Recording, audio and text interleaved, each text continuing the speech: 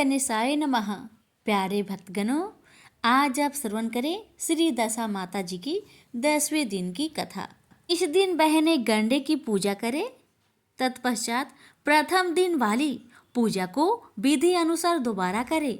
यही 10वें दिन की पूजा होती है। आइए श्रवण करें दशा माता जी की आरती। आरती श्री दशा माता की, जय सतचित आनंद दाता की। आरती श्री दशा माता की, जय सतचित आनंद दाता की। भय भंजनी अरु दशा सुधारनी, पापे ताप कलि कलुष विदारनी। शुभ्र लोक में सदा बिहारनी, जय पालिनी दीन जनन की। आरती श्री दशा माता की। अखिल विश्व आनंद विधायिनी, मंगलमयी सुमंगलदायिनी। जय पावन प्रेम प्रदायिनी, अमीय राग रस रंग रली की। आरती श्री दशा माता की। नित्यानंद भयो आहादिनी, आनंद घन आनंद प्रसादिनी।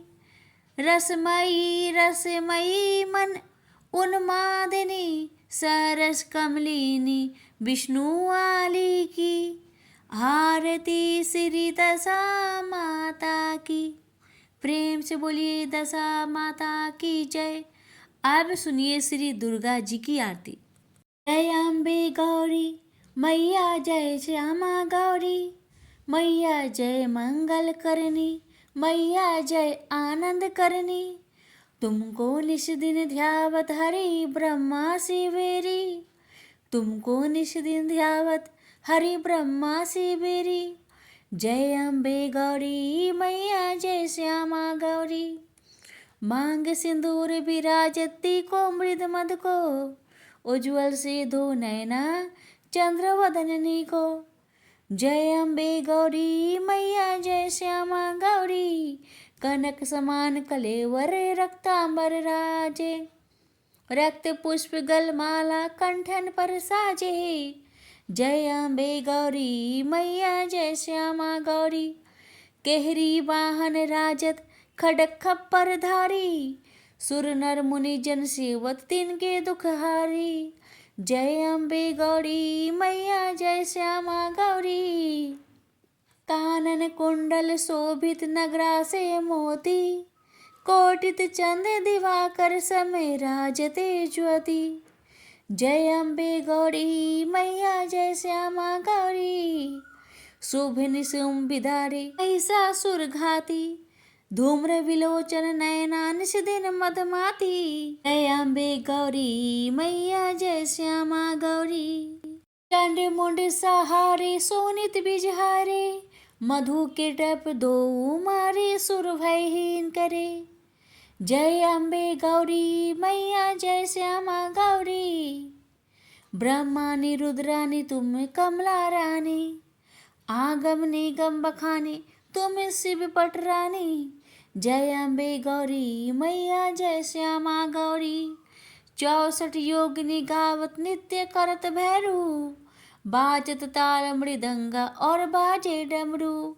जय अम्बे गौरी मैया, जय श्यामा गौरी। तुम ही जग की माता, तुम ही हो भरता, भक्तन की दुख हरता, सुख संपत्ति करता। जय अम्बे गौरी मैया, जय श्यामा गौरी। भुजाचार अति शोभत भर मुद्राधारी, मन वांछित फल पावत सेवत नर नारी। जय अम्बे गौरी मैया, जय श्यामा गौरी। श्री हिमाल के तू में राजत कोटि रत्न ज्योति। जय अम्बे गौरी मैया, जय श्यामा गौरी। ये अम्बे जी की आरती जो कोई नर गावे, कहत शिवानंद स्वामी सुख संपत्ति पावे।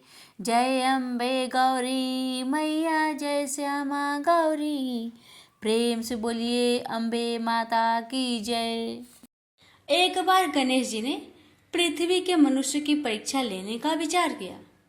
वे अपना रूप बदलकर पृथ्वी पर भ्रमण करने लगे।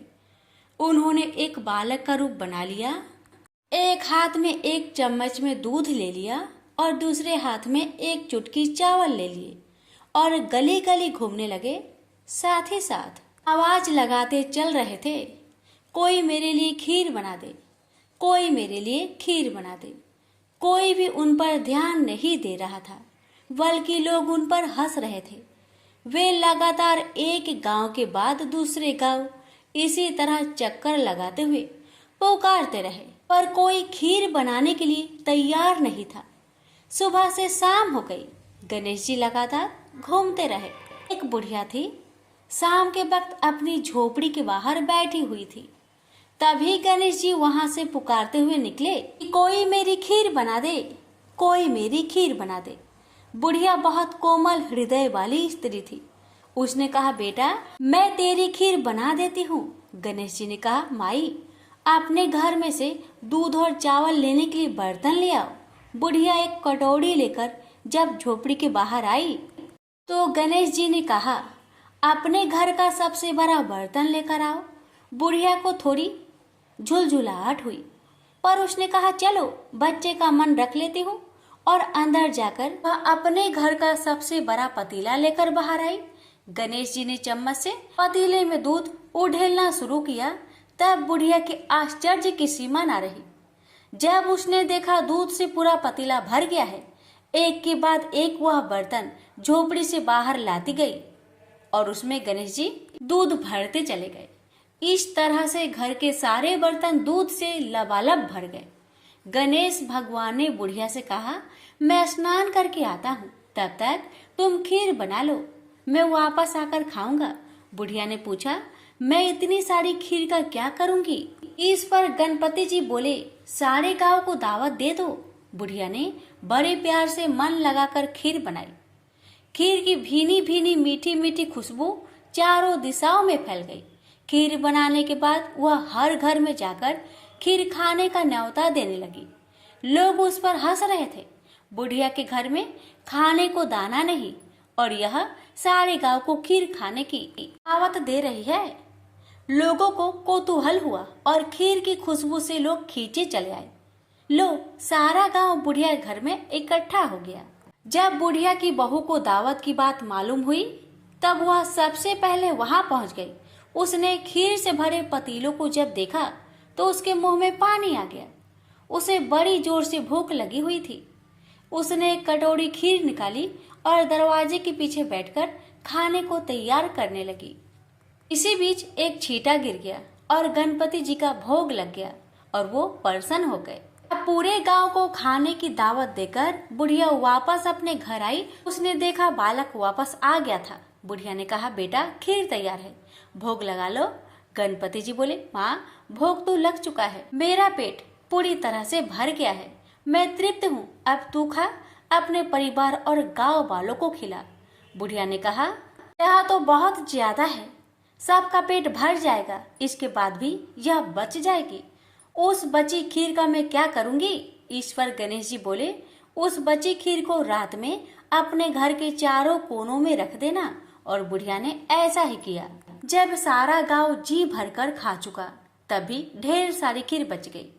उसने उसके पत्रों को अपने घर के चारों तरफ रख दिया। वहां उठकर उसने क्या देखा? पतीले में खीर के स्थान पर हीरे, जवाहरात और मोती भर गए हैं। बहुत खुश हुई। उसकी सारी दरिद्रता दूर हो गई। वह आराम से रहने लगी। उसने गणपति जी का एक भव्य मंदिर बनवाया और साथ में एक बड़ा सा तालाब भी खुदवाया। इस तरह उसका नाम दूर दूर तक प्रसिद्ध हो गया। उस जगह वार्षिक मेले लगने लगे। लोग गणेश जी की कृपा प्राप्त करने के लिए उस स्थान पर पूजा करने और मान्यताएं मानने के लिए आने लगे। गणेश जी सबकी मनोकामनाएं को पूरी करने लगे। प्रेम से बोलिए गणेश भगवान की जय। कथा। एक बुढ़िया माई थी, मिट्टी के गणेश जी की पूजा करती थी। रोज बनाए रोज गल जाए। एक सेठ का मकान बन रहा था। वो बोली, पत्थर का गणेश बना दो। मिस्त्री बोले, जितने हम तेरा पत्थर का गणेश करेंगे उतने में अपनी दीवार ना चिनेंगे। बुढ़िया बोली, राम करे तुम्हारी दीवार टेढ़ी हो जाए। अब उनकी दीवार टेढ़ी हो गई। वो चीने और ढा देवे, चीने और ढा देवे। इस तरह करते करते शाम हो गई। शाम को सेठ आया। उसने कहा, आज कुछ भी काम नहीं किया। वो कहने लगे, एक बुढ़िया आई थी, वो कह रही थी मेरा पत्थर का गणेश गर दो। हमने नहीं गरा तो उसने कहा तुम्हारी दीवार टेढ़ी हो जाए। तब से दीवार सीधी नहीं बन रही है, बनाते हैं और ढा देते हैं। सेठ ने बुढ़िया को बुलवाई। सेठ ने कहा, हम तेरा सोने का गणेश गढ़ देंगे, हमारी दीवार सीधी कर दो। सेठ ने बुढ़िया को सोने का गणेश गढ़ दिया। सेठ की दीवार सीधी हो गई। जैसे सेठ की दीवार सीधी की, वैसे सबकी करना। कहानी कहने वाले, सुनने वाले, हुक्कार भरने वाले सभी पर अपनी कृपा सदा बनाए रखना। प्रेम से बोलिए गजानंद भगवान की जय। किसी गांव में एक बूढ़ी माई रहती थी। वह बहुत गरीब थी और आंखों से अंधी भी थी। उसका एक बेटा और बहू थी। वह बुढ़िया सदैव गणेश महाराज की पूजा किया करती थी। एक दिन गणेश भगवान उसकी श्रद्धा भक्ति को देखकर बहुत प्रसन्न हुए। गणेश भगवान ने सोचा, ये बुढ़िया माई तो आंखों से अंधी है, फिर भी मेरी पूजा पाठ कितना श्रद्धा के साथ करती है, इसलिए मुझे इसके लिए कुछ करना चाहिए। इतना ही सोचकर गणेश जी उस बुढ़िया माई के सामने प्रकट होकर बोले, बुढ़िया माई, तू जो चाहे सो मुझसे मांग ले, मैं तुझसे बहुत प्रसन्न हूँ। बुढ़िया माई हाथ जोड़कर गणेश महाराज से बोली, हे भगवान, मुझे तो कुछ मांगना ही नहीं आता, तो मैं कैसे मांगू और क्या मांगू, आप ही मुझे बताए। बूढ़ी माई की बातें सुन गणेश महाराज कहने लगे, माई, तू अपने बेटे बहू से पूछकर कुछ मांग लेना। तब बूढ़ी माई ने अपने बेटे से कहा, बेटा, गणेश जी कहते हैं कि तू कुछ मांग ले, तो तुम बताओ बेटा, मैं क्या मांगू। बेटा ने कहा, माँ, तुम ढेर सारा धन दौलत मांग ले।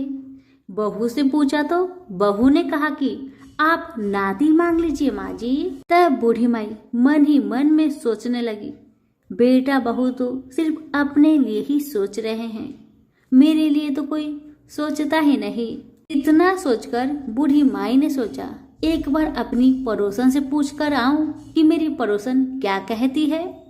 बुढ़िया ने पड़ोसन से पूछा तो उसने कहा, बुढ़िया माई, तू तो थोड़े दिन ही जिएगी, क्या तू धन मांगे और क्यों नाती मांगे, तू तो अपनी आंखों की रोशनी मांग ले, जिससे तेरी जिंदगी आराम से कट जाएगी। बेटा, बहू और पड़ोसन का राय लेकर बुढ़िया माई गणेश महाराज के पास आई और बोली, हे गणेश महाराज, यदि आप मुझ पर प्रसन्न है तो मुझे 9 करोड़ की माया दे, निरोगी काया दे, अमर सुहाग दे, आंखों की रोशनी दे, नाती दे, पोता दे और सब परिवार को सुख दे और अंत में मोक्ष दे। बुढ़िया माई की बातें सुन गणेश जी कहने लगे, बुढ़िया माई, तुमने तो हमें ठग लिया, फिर भी जो तूने मांगा वजन के अनुसार सब कुछ तुझे मिलेगा।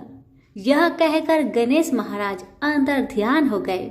उधर बूढ़ी माई ने जो कुछ मांगा वह सब कुछ मिल गया। गणेश जी महाराज, जैसे आपने उस बुढ़िया माँ को सब कुछ दिया, वैसे ही सबको देना। कहानी कहने वाले, सुनने वाले, हुक्कारे भरने वाले सभी के परिवार पर अपनी कृपा सदा बनाए रखना। सभी मिलकर बोलिए, गणेश भगवान की जय हो। एक गांव था जिसमें एक सेठ जी अपने परिवार के साथ रहते थे। सेठ जी के गांव के पास के शहर में एक बड़ा व्यापार था। सेठ जी गणेश जी की पूजा श्रद्धा एवं विश्वास से करते थे, जिससे सेठ जी के घर में अन्न धन के भंडार सदा भरा रहता था। उनके जीवन में किसी प्रकार की कोई भी कमी नहीं थी। वह नित्य प्रतिदिन नियम अनुसार रोज वो नदी पर नहाने जाते। और आकर गणेश जी की पूजा करते थे, उन्हें भोग लगाते थे और फिर स्वयं भोजन करते थे। यह बात सेठानी जी को अच्छी नहीं लगती थी। वो धार्मिक नहीं थी और ईश्वर में इतना विश्वास नहीं रखती थी। एक बार सेठानी जी ने सोचा, यह इतना गणेश जी को मानते हैं, गणेश जी की पूजा करते हैं, इससे होता ही क्या है। आज तो देखती हूँ वो कैसे गणेश जी की पूजा करते हैं। बस सेठानी दिमाग लगाकर अगले दिन जब सेठ जी नदी पर नहाने गए तो सेठानी जी ने गणेश जी की मूर्ति को उठाकर मूर्ति को कपड़े से ढककर बगीचे में जमीन में दबा दिया। जब सेठ जी नदी से नहा कर आए तो घर में देखते हैं कि गणेश जी की मूर्ति तो है नहीं। वह सेठानी से पूछते हैं, मेरी गणेश जी की मूर्ति मंदिर में क्यों नहीं है, कहाँ गया? तो सेठानी जी बोलती है, मुझे नहीं मालूम। सेठ जी गणेश जी को बहुत ढूंढते हैं पर उनकी मूर्ति घर में नहीं मिली। उस दिन सेठ जी गणेश जी का पूजा नहीं कर पाए और न ही उनको भोग लगा पाए। इसके लिए सेठ जी ने अन्न जल का त्याग कर दिया और गणेश जी से प्रार्थना करने लगे, हे प्रभु, लगता है आप मुझसे रुष्ट हो गए हैं और कहीं चले गए हैं। आप अपनी कृपा दृष्टि मुझ पर बरसाइए। हे प्रभु, मुझे दर्शन दीजिए। अब सेठ जी ने मन ही मन प्रतिज्ञा किया कि जब तक मुझे मेरे गणेश जी नहीं मिल जाते, मुझे दर्शन नहीं देते, मैं तब तक अन्न जल का त्याग करता हूँ। उस दिन पूरा दिन निकल गया। रात्रि में सेठ जी की भक्ति से प्रसन्न होकर गणेश जी भगवान ने सपने में गणेश जी भगवान एक छोटे से चूहे के साथ खेल रहे थे और चूहे को खाने को लड्डू दे रहे थे। चूहा लड्डू लेकर बगीचे में जाता है और जमीन को खोदता है और लड्डू वहीं डाल देता है। अचानक सेठ जी की नींद खुल जाती है। सेठ जी बगीचे में जाते हैं और वही खोदने लगते हैं जहां पर उन्होंने चूहे को सपने में लड्डू दबाते हुए देखा था। ठीक वहीं पर खोदते हैं। गणेश जी की कृपा से, उनकी आशीर्वाद से वहीं पर गणेश जी की मूर्ति कपड़े में लिपटा हुआ मिट्टी के अंदर छुपा हुआ था। सेठ जी ने गणेश जी की मूर्ति को प्रणाम करके उन्हें लेकर घर आया और अच्छे से साफ सफाई करके उनकी पूजा की, उन्हें भोग लगाया। देखकर सेठानी ने पूछा, आपको गणेश जी कहाँ मिले? सेठ जी सेठानी जी से सपने की सारी कहानी बताते हैं। वह बात जानकर सेठानी जी को बड़ा आश्चर्य हुआ। सेठानी को मन ही मन श्रद्धा एवं विश्वास से गणेश जी भगवान की भक्त बन जाती है और सेठ जी से कहती है कि मुझसे बड़ा भारी अपराध हो गया है। अब हम दोनों पति पत्नी प्रेम सहित गणेश जी भगवान की आराधना करेंगे एवं उनकी पूजा में कोई भी कमी नहीं आने देंगे। यह सुनकर सेठ जी बड़े प्रसन्न हो जाते हैं और दोनों पति पत्नी गणेश जी भगवान को धन्यवाद करते हैं। जय बोलिए गणेश भगवान की जय, सदा ही जय। प्रभु अपनी अनुकंपा सेठ सेठानी के समान ही हम सभी पर बनाए रखना। कहानी सुनने वालों की सभी मनोकामनाएं पूर्ण करना।